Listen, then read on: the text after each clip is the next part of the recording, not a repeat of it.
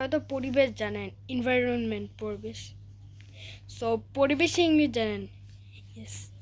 Environment মানে পরিবেশ।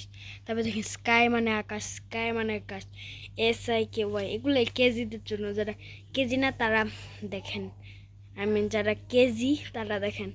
তারপরে স্কাই, তারপরে হচ্ছে cloud, CLOUD, cloud, CLOUD, cloud, CLOUD।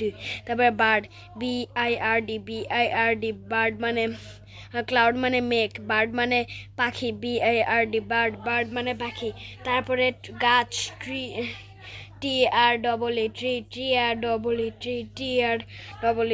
গাছ, TREE।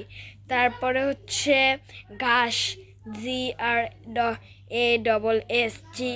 GRASS, ঘাস, গ্রাস মানে ঘাস, গ্রাস মানে ঘাস। স্টোন, পিস অফ স্টোন, স্টোনের পিস অফ স্টোন, স্টোনের পিস অফ স্টোন, স্টোনের পিস। তারপরে পাখির বাসা, পাখির বাসা নেস্ট মানে পাখির বাসা, নেস্ট মানে পাখির বাসা।